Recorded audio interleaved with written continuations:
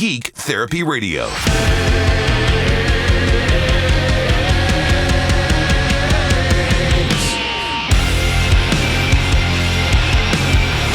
Welcome to Geek Therapy Radio. You've got your mental curator, Johnny Hemberger, coming to you through this currently 67-year-old vintage RCA 77DX ribbon microphone. I'm continually adjusting the settings. I was in my car the other day in the 2017 Chevy Bolt EV, which has a it's the, the Premier model, so it has a little bit better Bose sound system, and I know Bose and all highs, no lows, and well, yeah, in this car, actually, yes, all highs, no lows, it's Bose. So I boost the high end so much. I was talking about the EQ settings for this RCA 77DX ribbon microphone. I boosted the high end quite a bit, and yes, Riker's in the room. I'm trying to get through this with minimal noise from baby boy, but he might pipe up now and then. But I boost the high end in this microphone so much to compensate for the inherent dullness of most ribbon microphones, and I noticed some noise. Like, it's funny, I didn't notice the noise through my Atom, what are the A7Vs, whatever they got, the ribbon tweeters. They're really nice monitors. But then again, I don't think I listened to the podcast back as loud through these monitors as I do in the car. So the high end gain kind of stood out to me in the car, where it didn't stand out to me in these monitors, because again, I don't listen to it as loud. So I'm continually tweaking. I don't think that is inherent noise in the microphone, though. Right now, if you remember, I'm running my audio through my audio interface, which is a Tascam US 20x20, and I have the trim. It has enough gain to run the microphone, but I have that trim knob, that gain knob, basically set at like 95%, if not a little higher. This is pulling all the juice possible through this microphone, giving all the gain possible to this microphone. And that got me kind of thinking. Basically, this episode might hinge around some things that I'm in the market for, possibly. So that got me thinking about pushing this Tascam USB 3 interface to almost its limits to get enough juice to run the microphone, about getting a cloud lifter. And for those of you who don't know what a cloud lifter is, basically it boosts the gain of any microphone by about 20 decibels. You might be thinking, those of you who know what a cloud lifter is, that it runs off phantom power. And typically, popularly, you don't put phantom power into a ribbon microphone. Odds of the phantom power ruining the ribbon microphone are extremely low, but it's still best practice not to do it. But the cloud lifter requires phantom power. The thing is, once the phantom power hits the cloud lifter, yes, boy, I know. Once the phantom power hits the cloud lifter, it does not output phantom power through the output of the cloud lifter. So it's clean gain going out through the other end of the cloud lifter. The ribbon microphone sees no voltage at all. But I was thinking, cloud lifters, they cost like, what is it, like $100, over $100, which in the realm of audio engineering isn't the end of the world. I mean, you're talking about a market where $2,000 to some is considered, oh, that's cheap. Oh, your microphone preamp only costs $2,000. Yeah, that's the kind of world. It's the audiophile world, but more useful. I hope I don't offend anybody with that. This is pro level gear, and a lot of this stuff is priced because it is for a professional market, and it's valued as such. So price is all relative. So $100 for a cloud lifter ain't that much money. But then I'm thinking, you know what?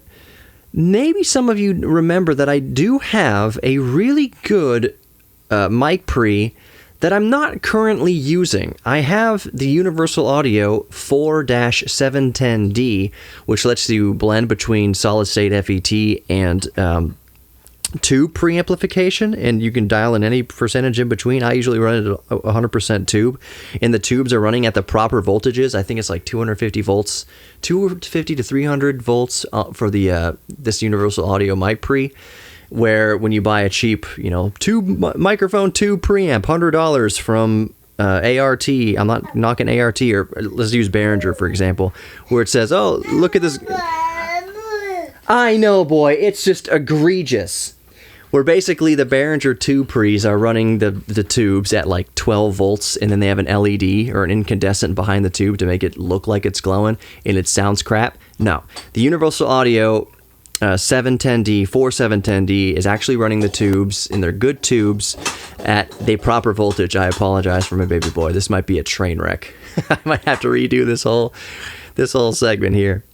And his diaper's loaded with poo. The struggle, the sacrifices I make to do an entertaining radio show, or a show that I hope is entertaining. All I'm getting at as we get towards the end of this segment here is that I'm not going to get a cloud lifter before I put that 710D baby boy back into the signal chain, because I have a feeling that high quality microphone preamp is going to have a lot more gain and a lot cleaner gain than this Tascam US 2020 USB audio interface. I love this audio interface, and it pairs perfectly with light pipe and word clock coax to the Universal Audio mic pre. That's one reason I have it. It provides 8 additional channels of ADAT input and output, so it basically expands the capability of the system. But I think I'm going to try running this RCA 77DX through 100% tube gain stage. And I don't know, there's like built-in 1176 compressor, I guess it's simulation. The 1176 is a solid-state compressor. It's just world famous. Every album you've ever heard in your entire life, I guarantee you there's a 99.999% chance that an 1176 has been used somewhere on that album. In every song, I'd say there's a 99% chance that every single song you hear popularly has an 1176 somewhere on it. It's really great for rock vocals. It's really great for punk and loud sources, and you smash all the ratio buttons in to get that magic ratio. I'm just saying, the UA 710D has kind of this built-in either hard or soft, I would imagine it's attack or knee. I don't know exactly what it is. It's fast or slow. Oh, there it is. It's fast or slow, and that must mean attack. Built-in compression. You can adjust the ratios. You can adjust thresholds. All you can do is like bump the gain up until you start seeing the gain reduction through the built-in 1176 compressor. I might try that in the signal chain too. Side note here, also as we end this segment, speaking of that Tascam US 20x20 interface, those of you might remember that my entire studio now, my entire office is off-grid. I'm running it off of 780 watts of solar panel going into a 200 amp hour lithium iron phosphate battery. I am rocking and rolling here with my off-grid, this room being off-grid. But the power supply failed for the Tascam, and I keep power supplies on hand for just such an occasion. I'm running off an Alexa power adapter now. We'll be right back. Oh my gosh, I remember I have some cool news and I don't want to forget it. Remind me through your speakers, just to scream really loud. And if you're off in the Netherlands or in South America or in Japan, just make sure you yell extra loud so I hear you. I've got a new 486, well, this sounds weird, but if you're the type of geek that I am, and I know a lot of you are, I've got a new 486 laptop being held for me. It is a Texas Instruments 4000E. It's a 50 megahertz 486 with DX2, whatever. I think it's running Windows 95. I don't have it yet. It's being held for me at a thrift shop. That's a little bit of advice. If you're into retro kind of computer collecting, or you want to get into it and you're wondering, how do I even source computers like this? And maybe you don't have old family members or somebody that still has an old 486 or 286 or 386 or whatever, old Pentium 1 or 2 laying around. Find a resale shop or resale shops in your community. I know Clint can speak to this from LGR. He's not on the show this week, but I know he can speak to this. Kind of just get to know them and just say, hey, not necessarily Goodwill, but there's thrift stores. A lot of times churches run resale shops. Just go in there and talk to them, get on the radar and say, hey, if you're ever out at an estate, somebody dies and you're doing a collection for whatever to sell at the resale shop to those in need or whatever, no one's going to come in there who needs, blankets and needs clothes and needs furniture. No one's going to come in there with a need for a 386, the compact Desk Pro. It's just, you can't do anything with it. It won't serve that community at all. But there are retro geeks like us who will serve very well. So make sure that it's just a little tip of advice that you go around to resale shops in your community and just get on their radar and say, hey, if you ever come across an old computer, if you want, just text me or call me or something like that. I'd love to take a look. Because that's what I've done through our church's resale shop is Ryan. I need to give a shout out to Ryan. He works there, he runs the shop, and he texted me today. He's like, dude, this is crazy. It's going to sound weird, but I know it's you. I found a 486 Texas Instruments laptop. Do you want it? I'll bring it to church on Sunday. I'm like, heck yeah, I want it. Yes, of course. Then he said, I have a Pentium 2 desktop. Boy, I got to pause it. Hold on. I might be recording this, just parceling it out. Baby boy deciding to make noise over there. But as I was saying, he said, in addition to the 486 laptop, he also has a Pentium 2 desktop that came in. And I said, you know what? I don't need the desktop, but keep it around. You should really kind of hold on to these because Pentium 2s, I wouldn't say they're highly valuable right now, but they will be. And the only reason I'm not taking a Pentium 2 desktop right now is that my wife would freaking kill me.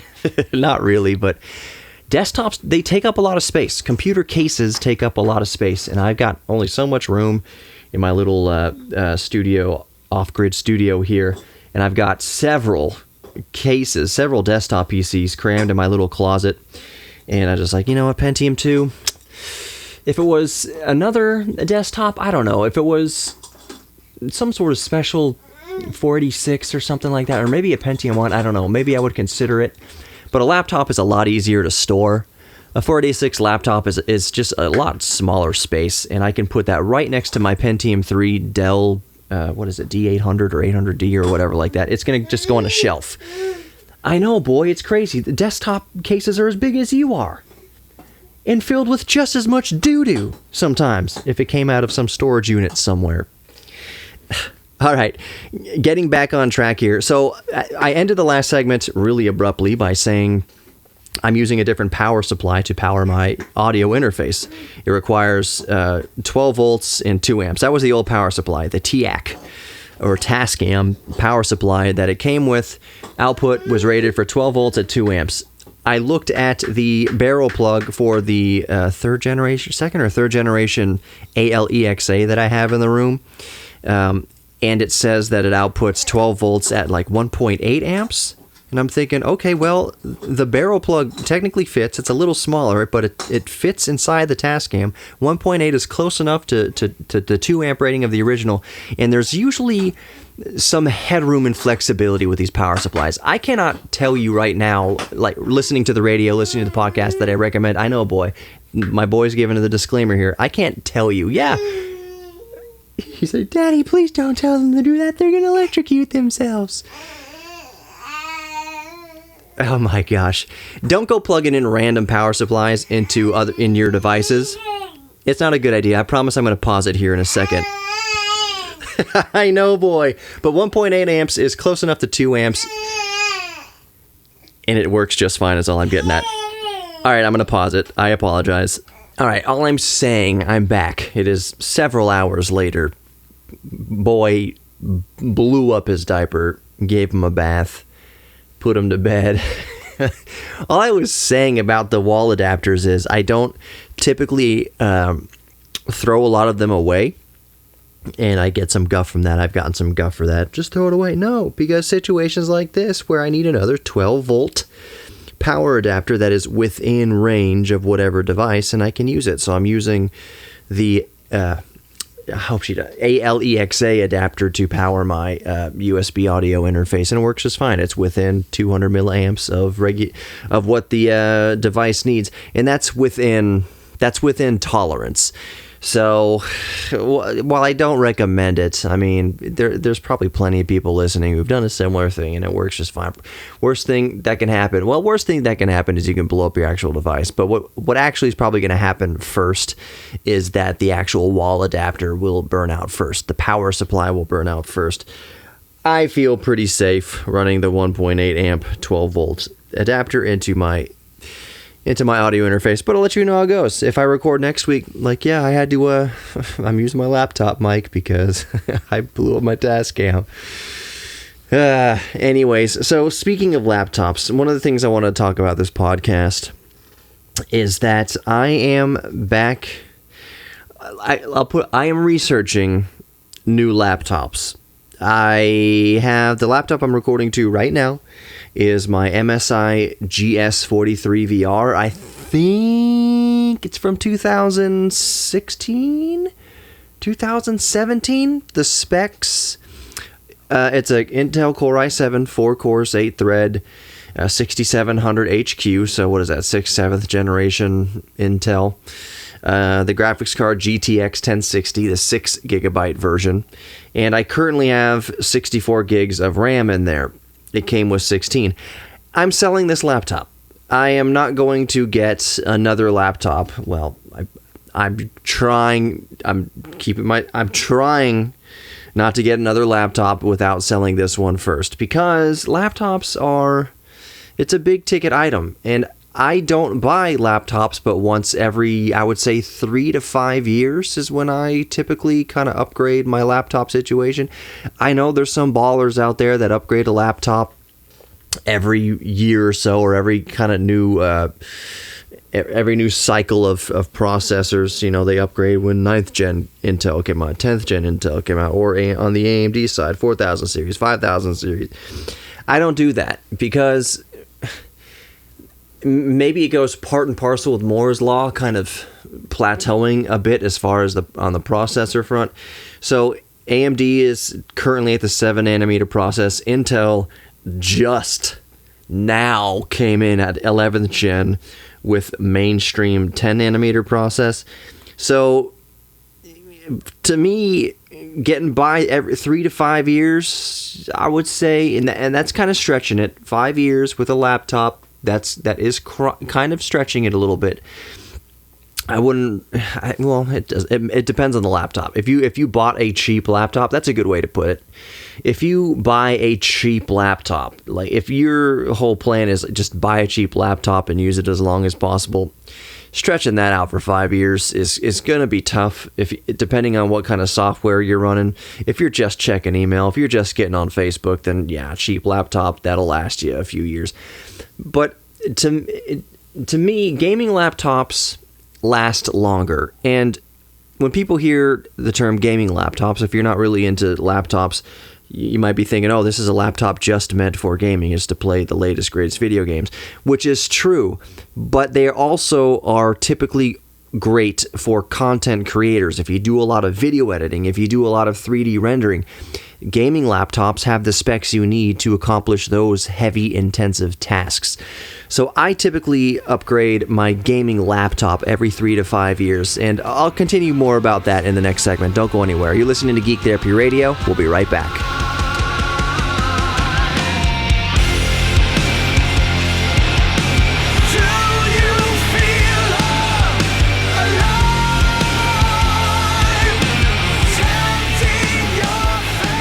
Welcome back to Geek Therapy Radio. You've got your mental curator, Johnny Hamburger. By the way, geektherapyradio.com is the best way to get in touch with me about anything. You can also follow me on all social media. Just search for Geek Therapy Radio.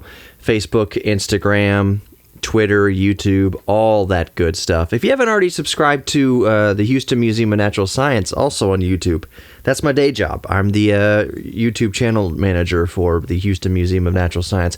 We put up some good content recently, and if you already subscribe to Geek Therapy Radio on YouTube, you'll love what we're doing and what I'm doing over Houston Museum of Natural Science YouTube. So go check that out as well.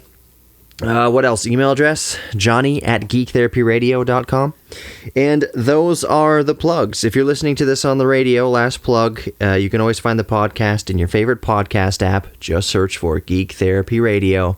Look for the red, white, and black color scheme, and that's me. All right, in the previous segment, I was talking about how I'm in the hunt to upgrade my laptop. One of the things that, as it happens in my life, is that I use my laptop 90% of the time. Like I did kind of before my new job. Now I think my laptop usage is at minimum 50-50. It might even be 75% laptop. Yeah. That's way more accurate. It's like 75% laptop, 25% desktop workstation. And I know that sounds weird because I got the 3090 in the desktop and the 3900X processor and 64 gigs of RAM. Yeah, so what I'll do a lot of the times is I will fire up the desktop when I'm about to export a video. Most of the time, I'll edit on the desktop too, but all I'm getting at is I use the laptop a lot. So it's a justifiable purchase. It's something that I use all the time. I get my freaking money out of it. I put my laptops through the ringer, and this is the same case for my current laptop, the MSI GS43 VR. When I say put through the ringer, I don't mean that I mistreat it. I mean that I use it for what I purchased it for. I video edit with it. I do my podcasts with it. I do audio production with it. I put it through its pace. I game with it too occasionally. I mean, usually I'm running Flight Simulator 2020, kind of in the background as I do most things. But I do game with it, Rocket League, some AAA titles. I get my money's worth with it, but I treat them really well. I protect them. For instance, I just repasted this laptop, and if you think I'm trying to sell it to you, yeah, I kind of am. I'll talk about that later. If you want to buy my laptop, I don't care where you are in the world. I mean, if you are in an area of the world that uses a traditional QWERTY keyboard, and an American layout, English layout of a keyboard works for you, because there are some regions of the world that U.S. style keyboards don't work. I think in Germany is one of them. Y'all have special keyboards, if I'm not mistaken. In Germany, if I'm not mistaken, there's some parts of Europe at least that use different style of keyboard. That might be similar situation in South America. Anderson, if you're listening, let me know if the keyboard layout's different than standard QWERTY in South America. Kenzo in the Netherlands. I've been to the Netherlands several times. I do not recall the laptop layout being different. I think they were different in Switzerland, and I think they were different in Germany. Don't quote me on that. But yeah, the laptop is going to be for sale. Contact me if you're interested in it. Like the last few years of my YouTube channel and the last few years of this radio show were done, almost 90% of it, I would say, a good 90% of it has been done on this laptop. And I take good care of it. I just repasted it. I repaste every year, maybe year and a half at the longest. And for those of you who don't know what repaste means, it means I apply new thermal paste, good thermal paste, to the CPU and the GPU. And I just did that a few days ago. What did I use? Arctic Silver. It was something good. The temps went down by about 5 degrees. I know where the temp should be. Full bore, this laptop should be topping out around 75 C. I wish it went higher, actually. I was talking to this about someone earlier. Like the new 5900HS, AMD's 5900HS Ryzen mobile CPUs. Like in the Zephyrus G14, which I'm looking at, Zephyrus G15, that class of laptop, it'll get into the 90C range, 90 degrees Celsius range, and it'll be humming along at like 3.8, 3.9 gigahertz. This laptop, I wish it went up to 90C, and it went up to 3.5, 3.6, all core on it. But what it does is it gets to 75C, and then it throttles itself to 3.1 all core. Base clock in this laptop is like 2.6 or 2.2, so it's way above base clock. It's just its all core turbo is 3.1. I was like, you know what? I would take an extra 20C. I would take an extra 20 degrees in a mobile device, and I'll explain myself in a second. I'll take an extra 20 degrees in a mobile device to have a few hundred more megahertz out of the processor. And the reason I think that is because typically you don't want heat in a small portable device. Heat is the enemy in a small portable device. But 90C, that is well within the envelope. If we're talking about AMD or Intel, really, that's well within the TDP envelope the TJ Maxx of the CPU. What is it? Thermal junction, right? Usually it's around 100C, meaning that if your processor in the laptop is cruising along at 90C, you are still within 10C of the upper limit before it starts throttling. So I'm okay with a mobile device that you want to squeeze every ounce of power out of these mobile chips as possible. I'm okay cruising around 90C on a laptop. I'm not okay cruising at 100C all day. I'm not okay with, a few years ago, a 2018 MacBook Pro was a 16-inch and the i9 that was just throttling below base clock at 100C all day long. Nah. An apologist saying, oh, it's only throttling because you're not using optimized software. Come on now. Come on. We're not talking about that. I'm just saying that I'm okay with the laptop cruising along at 90C. So the next laptop I get, if it has a big beefy AMD Ryzen, 5900 HS in there, and it cruises along 90C, and it's cruising along at darn near 4 gigahertz on all 8 freaking cores and 16 threads. Holy crap, that's some horsepower. I'm okay with 90C then. I see some reviews complain about that. Oh, here, look at water kind of boiling off the surface. I've never seen water boiling off the surface of a laptop, of a mainstream laptop. A last review I read on Amazon about the Zephyrus G14 is, this laptop gets hot. I thought about dropping a drop of water on there to watch it boil, but I'm worried about the warranty. Then, dude, why don't you just drop a drop of water on there if you think it's boiling? First, why are you putting your hands up there? Every laptop gets hot, especially kind of underneath the screen there. It gets really hot, but these manufacturers, they purposefully kind of make sure the heat, where all the heat pipes kind of wind up, is up away from where your fingers are going to be resting. So, yeah, it's going to get hot up there. Most laptops, if they get hot, they're going to get hot up there where the heat pipes reside. And the heat pipes are purposefully routed, ideally, away from the keyboard, so when you're typing, you're not feeling that heat. Of course, you feel warmth through the keyboard, but it's not uncomfortable. It's not going to burn you like it theoretically could above the keyboard, where you're not supposed to be touching anyways. So that's not a deal breaker. If a laptop says, in reviews say, this thing gets hot, well, yeah, it's a laptop. They're packing a lot of horsepower into these thin and light things.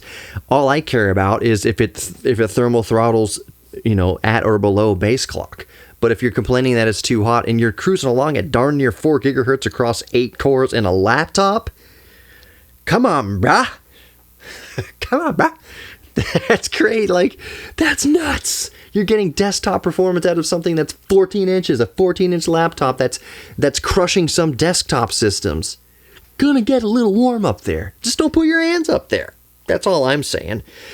So, I'm in the market for an upgrade. I will tell you, maybe in the podcast description, I'll talk about if you want to buy my laptop. If you want to email me, if you're listening to the radio and you want to buy the laptop, you can just get at me. We'll talk about price in the email. Maybe I'll let you know the starting price here in a minute. But Johnny@geektherapyradio.com, or just go to geektherapyradio.com and shoot me an email there.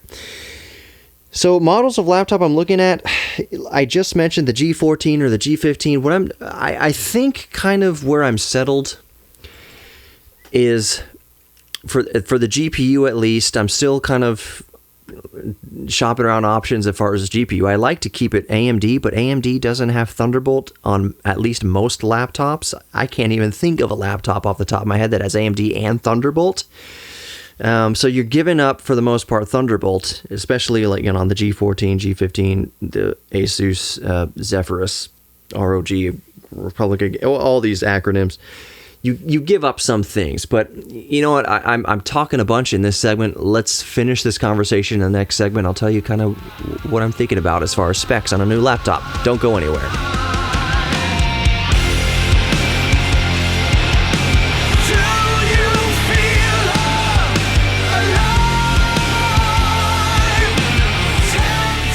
Welcome back to Geek Therapy Radio. You've got your mental curator, Johnny Hemberger. Go to geektherapyradio.com to talk to me personally or find out any other information about Geek Therapy Radio. The links to everything are there. All the social medias and the YouTube. Geek Therapy Radio, Facebook, Instagram, Twitter, YouTube, all that good stuff. So in the last segment, I was talking about kind of the specs that I was looking at in my next laptop. I should start with my price range, and it's typically when I go for a new workhorse laptop, I don't go as cheap as possible. I mean, you can get gaming laptops, quote unquote, with a GTX 1660 inside and a Core i7 whatever, 4 cores, 6 cores. You can do a gaming laptop for around $1,000, but that's not typically where I lean. I kind of, since it's going to last me for another 3 to 5 years, that's my typical laptop cycle. I go a little bit more with the specs. So back when I first bought this GS43 VR, which has been an amazing laptop, I've loved it. I think it was $1,600 when I bought it. It had 16 gigs of RAM, like a 256 SSD, and the 2.5-inch drive bay open, and that was it. It was fairly bare bones at about $1,600. Since then, I've upgraded it quite a bit. I've got a 1 terabyte NVMe SSD in there, another 1 terabyte SSD in the 2.5-inch drive bay, and I have 64 gigs of RAM in it. When I sell it, that's not how it's going to come spec'd. It's going to come with the 1 terabyte NVMe, 1 terabyte 2.5-inch SSD, but I'm putting the original 16 gigs of RAM back in it because 64 gigs of laptop RAM, that cost me a pretty penny, and I am going to take that 64 gigs and put it into the new laptop. So if you do buy it from me, it's going to be the 16 gigs of RAM, which is perfectly par for the course for a gaming laptop. But when I bought it, GTX 1660 and the Core i7 6700 HQ, those are pretty good specs. Yes, you could do a 1070 and a 1080 in there, but 1060, that was still, remember the 10 series, the 1000 series, whatever you want to call it, NVIDIA, that's when they kind of went, there's no distinction between the GTX 1060 in a laptop or in a desktop. That's all the same die. Maybe the power's limited a little bit, but it wasn't Max Q. It wasn't GTX 1060 Max Q. The limited power version of their GPUs and laptops. Nope, it was GTX 1060, 6 gigabyte in this laptop, just like this GTX 1060 6 gigabyte model in a desktop cards. It was the same thing. So it was a little bit, like I said, I think it was like $1,600 out of the box. I could have gone and got a $700-800 under $1,000 gaming laptop. I had gone that route before, and I had always been left wanting. I always, a few months into it, I did it like twice, where I would get kind of a mid-range graphics card, like the mobile versions of NVIDIA. Like I had a GT, GT 700M or GT 750M in a Lenovo, and the Lenovo was a great laptop, but the graphics card in there wasn't that great. Like, you could play stuff at minimum settings, and yeah, you could video edit it with it, but it always left me as like, man, I should have spent a little more and got the better graphics version, like GTX 800 series or whatever. So since then, I've been going for kind of mid-tier flagship, I would say, for at least for the GPU. So what I'm thinking for my new laptop is I want either an i7 or, if I'm going Intel, I want an i7 or an i9 11th gen with 8 cores and 16 threads. Or I want to go AMD, just like my desktop, and get a 5000 series Ryzen with, again, 8 cores and 16 threads. So basically, the new laptop's going to come with 8 cores. Either way, I'm not going to get a 6-core laptop. You have to be kind of careful with when you buy the laptop that you are getting a 6-core, because there's very slight differences in the SKU. I can't think off the top of my head, but it was like the 10th generation was like getting the 10750, I believe, something like that, or 10750 10th gen Intel was like 6-core, and then the 10850 was the 8-core. and they were kind of it's not deceitful, but you just had to really pay attention to what you were getting with the 10th gen. Pay attention to the name. Make sure you're getting the 8-core processor versus the 6-core processor. So 8-core processor next laptop. That's all I'm getting at. Of the latest version, either 11th gen Intel or 5000 series AMD. GPU, I think I've settled on a 3070. Not 3060, not 3080, but 3070. And that all depends. That depends on price and whatnot. The big hubbub right now with 3000 series RTX processors or GPUs in laptops is you need to pay extra close attention to the wattage. So, for instance, you can get a 3070 at like 60 watts or like 80 watts, 130 watts, 150 watts. You have to look, you have to see which version of the 3070 is this. Is this limited to, is this a 60 watt version of the 3070? Is this an 80 watt version? Is this the 120 watt version? You have to pay attention. So I'm making sure that if I do go 3070, or even if I do go down to 3060 for that matter, that it's a high wattage version of the 3060. Ideally, the high wattage version of the 3070. And if a miracle happens and lightning strikes and I get hooked up with a perfect like 3080 at 130 watts, 16 gigabyte version of the 3080, then I might do that. I'm definitely not going to do 8 gigabyte version of the 3080 and definitely not going to do a low wattage version of the 3080, even if it is at 16 gigabytes. And the thing is, the laptop manufacturers, unless they kind of advertise on purpose, this is a high wattage version of a 3080. This is a 16 gigabyte version of a 3080 instead of an 8 gigabyte version. The graphics GPUs themselves don't designate that. Like there's not like the sticker on it is not going to say whether it's the 60 watt version, 80 watt version, 130 watt version. You have to do your own digging for the most part to figure that out. So I'm going 3070. That's the target because you're not getting a whole ton of gain by paying a whole lot of extra money for a 3080. Because you got to think, even if it's a 130 watt, 3070 versus 140 watt 3080, it is an improvement in performance with a 3080, but it's not like $1,000 worth of improvement. Like 3070, and if you watch or read a lot of laptop reviews right now, that's kind of a consensus is if you're looking at a 3070, don't really shoot for the 3080 unless you just have infinite money, because 3070 is kind of the sweet spot if you want complete flagship performance. Like get a good processor, get the 8-core version of the latest 11th gen or 5000 series AMD, but save the money on the GPU side and go high wattage 3070, because the benefits of the 3080 from high wattage 3070 to high wattage 3080, or even high wattage 3070s outperform low wattage 3080s. It's kind of a cluster.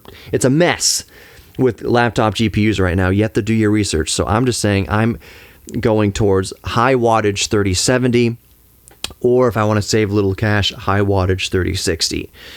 And then to recap, that 8-core 11th gen Intel or 8-core 5000 series AMD. On my MSI GS43 VR, I'm thinking about starting negotiations at 900. Remember, 1 terabyte NVMe, 1 terabyte SSD, GTX 1060. I've got a magic number in my mind, but I think 900 is kind of for this market especially, is a very fair starting price. Anyways, thank you so much for listening to Geek Therapy Radio. The most important thing is that you are worthy of love. You're worthy of giving love, receiving love, and realizing your own self-respect. Thank you so much for listening. I'll see you next time. I gotta figure out my mic gain situation here. Take care.